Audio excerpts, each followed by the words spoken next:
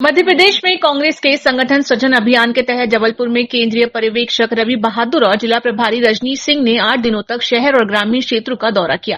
उन्होंने करीब 6 से 7 हजार लोगों से संवाद कर उनका डेटा एकत्रित किया। प्रेस वार्ता में रवि बहादुर ने बताया कि ये रिपोर्ट कांग्रेस अध्यक्ष मल्लिकार्जुन खड़गे और राहुल गांधी को सौंपी जाएगी।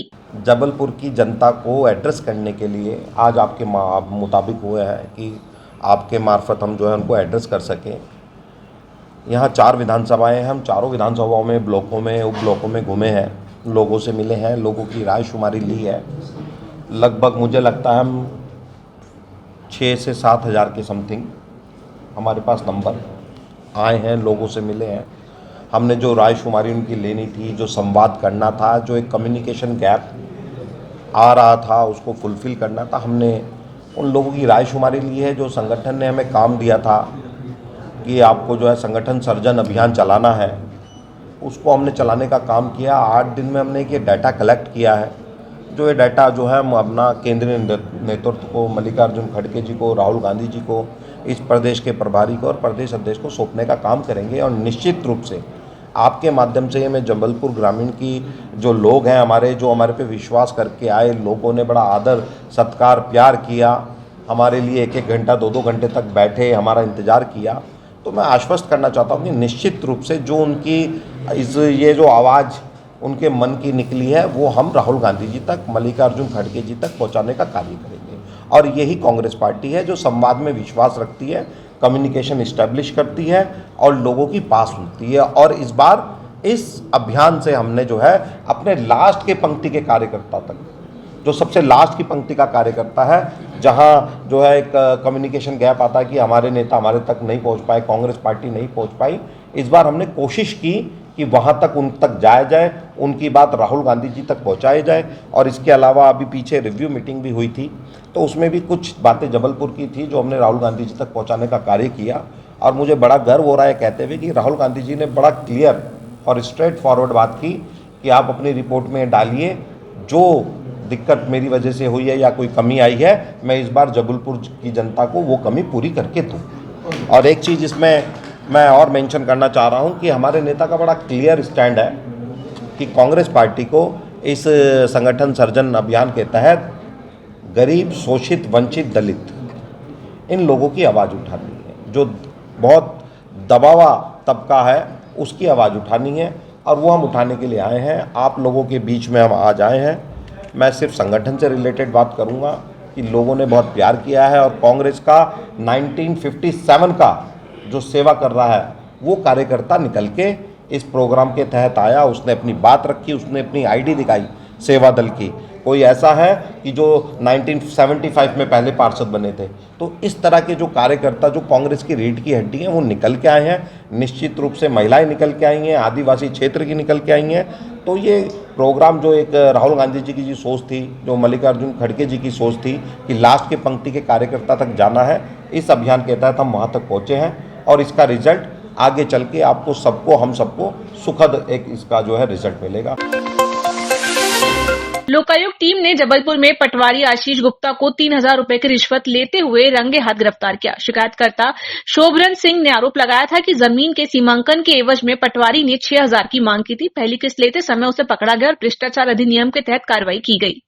मामला यह है कि आवेदक है शोभरन सिंह लोधी, ग्राम पथरिया से, तहसील शाहपुरा। इनके द्वारा 2/6/2025 में ही सीमांकन, अपने पैतृक जमीन का सीमांकन कार्य करवाया गया था, लेकिन सीमांकन से ये संतुष्ट नहीं हुए थे। तो दोबारा सीमांकन के लिए हल्का पटवारी आशीष कुमार गुप्ता तहसील शाहपुरा से मिले। इनके द्वारा 6,000 रुपये की रिश्वत की मांग की गई थी। तो जिसकी शिकायत उनने पुलिस अधीक्षक महोदय श्री संजय कुमार साहू साहब के सामने की।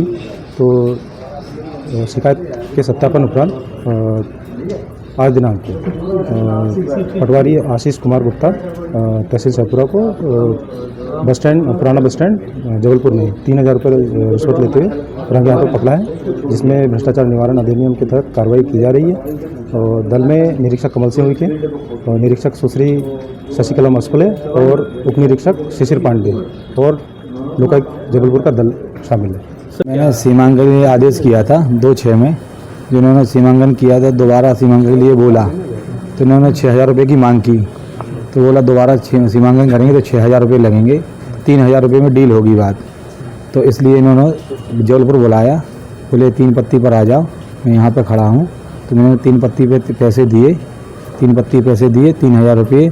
तो लोग आयोग ने उनको पकड़ लिया रंगे हाथों। कहाँ की ज़मीन है आप? पथरिया हल्का, तहसील सहपुरा, जिला जबलपुर। और क्या कहा जा रहा था, कितने की मांग, टोटल कितने की मांग की जा रही 6,000 रुपये की मांग की थी इनने, तो 3,000 रुपये में डील हो गई थी बात। है? कब शिकायत की थी आपने? 2 शिकायत की थी। शिकायत तो मैंने परसों की थी, मगर इन्होंने सीमांकन मेरा 2/6 में 2025 में किया था। अभी की बात है, इसी महीने की। तो दोबारा मैं सीमांकन से संतुष्ट नहीं था, तो दोबारा सीमांकन के लिए बोला इन्होंने कि दोबारा हम कर देंगे, तो 6,000 रुपये लगेंगे। कितनी ज़मीन की सीमांकन? वो है हमारे 190/5, 190/1 हल्का है, खतरा नंबर। वो है मतलब करीबन 1.5 एकड़। आपका नाम? सोवरन सिंह लोधी। जबलपुर के माडूताल थाना अंतर्गत कचनारी गांव में एक पिता ने संपत्ति विवाद में अपने बेटे को गोली मार दी। थाना प्रभारी नितेश धोरे के अनुसार आरोपी नेमचंद पटेल और बेटे आकाश पटेल के बीच लंबे समय से विवाद चल रहा था। राजीनामे के बहाने बुलाकर पिता ने गोली चलाई, जिससे बेटे को हाथ में गंभीर चोट आई है। पुलिस ने मामला दर्ज कर जांच शुरू कर दी है। कचनारी पटेल में आकाश पटेल का उसका कहना है कि उसके हाथ में उसके पिता ने गोली मार दी। प्रॉपर्टी संबंधी वाद विवाद था, अभी वैधानिक कार्रवाई की जाए। ये घटना मेरे गांव कचनारी की है। मेरे पिताजी ने मेरे ऊपर फायरिंग की। किस बात को लेकर फायरिंग की? जब मैं छोटा था तब मेरी माँ के साथ इन्होंने तलाक दे दिया रहा। इनने लगभग 2012 में दूसरी शादी कर ली। तो इनसे मेरा संपत्ति प्रकरण को लेकर केस चलता है। ये बार बार मुझे दबाव बनाते हैं कि आप केस वापस ले लो, नहीं तो आपको मार देंगे, प्रकरण वापस ले लो, नहीं तो आपको जान से मार देंगे। आज से लगभग 30 सितंबर 2024 की बात है। हम लोग की कोर्ट में पेशी थी। इन्होंने मुझे रास्ते पर रोका, मुझ पर चाकुओं से हमला किया तब भी, और जिसकी FIR मैंने विजयनगर थाने में की थी, उसके बाद भी ये लगातार कहते हैं कि तुम प्रकरण वापस ले लो, प्रकरण वापस ले लो। मैंने की बातों में नहीं आया। तो 11 जून के दिन मैं अपने गांव गया था, तो मुझे पापा मिले, बोलते हैं देखो बेटा, फालतू लड़ाई झगड़ाई करके दूसरे लोग हंसते हैं, 4 लोग हंसते हैं, परिवार की बेइज्जती होती है। अपन को लड़ना वगड़ना नहीं है। तुम्हारी भी उम्र शादी बराबर हो गई है, तुम्हारा भी घर नहीं है, मकान नहीं है, हम तुम्हारा सब कुछ कर देंगे, तुम केस वापस ले लो। मैंने क्या हुआ था? तो उन्होंने मुझे अपने घर बुलाया, बोलते तुम घर आना, घर में बैठ के बात करेंगे। तो जैसे ही हम घर गए तो मैंने बोला आपने मुझे बुलाया था। तो मेरी सौतेली माँ मुझे अपशब्द कहने लगी, ये आ गया हरामी, ये आ गया हरामखोर, ये आ गया। मुझे बहुत अपशब्द कहे, गंदी गंदी। तो मैंने जब इसका विरोध किया कि पिताजी मैं आपसे मिलने आऊँ, मैं इनसे मिलने नहीं आऊँ, इनको आप शांत कर दो। तो कुछ नहीं, ये औरत मतलब मेरी सौतेली माँ ये अंदर दौड़ कर गई और कुछ बंदूक और पिस्टल जो भी था लाई और पापा को कहती है कि मार डालो इस कमीने को, ये जिंदा रहेगा तो अपना हिस्सा लेके रहेगा, मार डालो। तो ये दोनों मेरे पास आगे बढ़े मुझे मारने के लिए। तो मम्मी ने मेरे बाल खींचे, मुझे मारा। जब पापा ने मेरे ऊपर पिस्टल खींची तो मैंने उनसे छीना झपटी की, तो उन्होंने पहला फायर कर दिया मेरे ऊपर। तो मेरे छीना झपटी मेरे हाथ में लगी। जब मैं वहां से भागा तो उन्होंने पीछे से फिर एक फायर किया और मैं भाग के सीधे माडूताल थाना गया। रामपुर छापर स्थित सामुदायिक स्वास्थ्य केंद्र 4 वर्ष पूर्व नेशनल हेल्थ मिशन के तहत तैयार किया गया था, लेकिन 6 महीने से काम पूरा होने के बावजूद अस्पताल शुरू नहीं हो पाया है। स्थानीय लोगों का कहना है कि क्षेत्र की 1 लाख से अधिक आबादी सुविधा से वंचित है। वहीं प्रशासन का दावा है कि आवश्यक स्वीकृतियां लगभग पूरी हो चुकी हैं और अस्पताल जल्द शुरू होगा। ये अस्पताल जल्दी चालू हो जाए, सिविल अस्पताल। बहुत परेशानी हो रही है, वहाँ जाओ, बाहर जाओ, कहीं जाओ, दिक्कत होती है, ऑटो नहीं मिलते हैं टाइम पे। 1 साल पहले अस्पताल चालू हो जाना था, अभी तक नहीं। हाँ, तो 1 साल पहले चालू हुआ था, होने वाला था, क्यों नहीं हुआ चालू? आप लोगों को अभी अस्पताल के लिए कहाँ जाना पड़ता है? मेडिकल विक्टोरिया या मेडिकल जाना पड़ता है, विक्टोरिया जाना पड़ता है, दूर दूर जाना पड़ता है। इसका साधन भी नहीं है आने जाने का। लगभग यहाँ पे कितने सारे लोग रहते होंगे, कितने हजार लोग रहते होंगे? ये रहते हैं 2, 3, 4, 5 हजार। 5 हजार लोग। हाँ, ज्यादा ही है, उनको तो गिनती भी नहीं।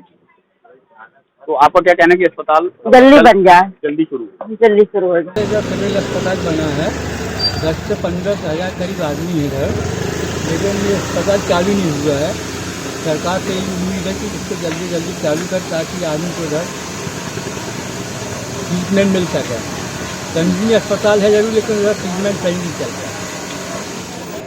परेशानी तो होगी है, क्योंकि सब छोटे तबके के लोग गरीब आदमी हैं, पैसा ज़्यादा उनके पास है ही नहीं है, तो फिर इससे कोई बड़ी बिल्डिंगों में खुला नहीं रहा। काफ़ी दिक्कत हो रही है, जनता भी काफ़ी है इधर पर, और सर्दी खांसी की कई हॉस्पिटल यहाँ संजीवनी हॉस्पिटल सर्दी खांसी में आ जाती है, तो कुल मिला के काफ़ी तकलीफें हो रही हैं अभी। जबलपुर के संजीवनी नगर थाना क्षेत्र में एक घर के बाहर खड़ी स्विफ्ट कार के चारों टायर चोरों ने रात के अंधेरे में चुरा लिए। चोर अपनी गाड़ी से आए और पूरी वारदात को अंजाम देकर फरार हो गए। घटना सीसीटीवी में रिकॉर्ड हुआ। पुलिस ने मामला दर्ज कर चोरों की तलाश शुरू कर दी है। संजीवनी नगर में गंगानगर के रहने वाले सुनील साहू हैं। उनने ये बताया कि रात में 11 बजे वो अपनी स्विफ्ट कार को नीचे खड़ी करके सो गए थे। जब सुबह उठ के देखा तो उनकी कार की चारों टायर गायब थे। तब फिर उन्हें सीसीटीवी फुटेज भी देखा तो एक व्यक्ति कार में आता है और चारों टायर निकाल के कार में रखकर चला जाता है। इसमें उस कार चालक के विरुद्ध चोरी का मामला थाना संजीवनी नगर में दर्ज कर लिया गया है और जल्द ही इसमें सीसीटीवी फुटेज के आधार पर उसकी पहचान स्थापित कर उस चोर को पकड़ा जाएगा। एफआईआर दर्ज हो गई है।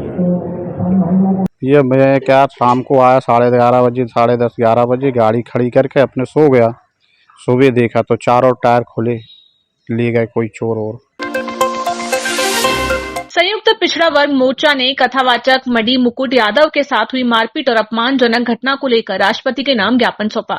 मोर्चा के नेताओं ने आरोपियों पर देशद्रोह का मुकदमा दर्ज करने और सख्त कार्रवाई की मांग की है। आवा की घटना को लेकर के आज अखिल भारतवर्षीय यादव महासभा के माननीय प्रदेश अध्यक्ष भारत सिंह यादव के नेतृत्व में और संयुक्त मोर्चा पिछड़ा वर्ग मोर्चा के संयुक्त नेतृत्व में आज हमने प्रधानमंत्री के नाम पे जो है ज्ञापन पत्र सौंपा है माननीय कलेक्टर महोदय के लिए, और उसमें ये बड़ा स्पष्ट संदेश दिया है। घटना आप सब लोगों को मालूम है और आपके माध्यम से जो सुन रहे हैं उनको ही मालूम है। हमारा उसमें सिर्फ एक लाइन का मानना है कि वो अपराध जिस श्रेणी का रहा, एक अपराध ऐसा होता है जिससे सिर्फ एक व्यक्ति आहत होता है, एक अपराध वो होता है जिससे एक क्षेत्र आहत होता है, एक परिवार आहत होता है, एक कोई समाज आहत होता है। इस घटना से पूरा देश आहत है, 85% की आबादी आहत है, हमारे वो कृष्ण और सुदामा के संबंध आहत हैं, हमारा संविधान आहत है,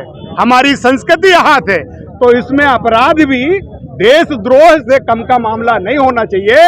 ये पूरे देश में जो अराजकता आने वाले समय पे जो अराजकता का माहौल हमें दिख रहा है, ऐसे लोगों ने उसको परोसा है। और अगर इसको स्वीकार कर लिया जाए और कल अगर मान लो देश में कोई अराजकता होती है तो इसका जवाबदार जिम्मेदार यही जो है, जो लोग वर्तमान में हैं, जो आज पर्दा डालने में तुले हैं, आज काउंटर अटैक करने में तुले हैं, ये पूरा का पूरी जो नौटंकी है ये बिल्कुल एक मनुवाद को बढ़ावा दे रही है और इससे आने वाला जो घटनाक्रम घटेगा उससे देश में आग लगेगी। मेरा इसलिए आपके माध्यम से विनम्र निवेदन है कि देशद्रोह से कम के मामले में कोई कंप्रोमाइज नहीं है।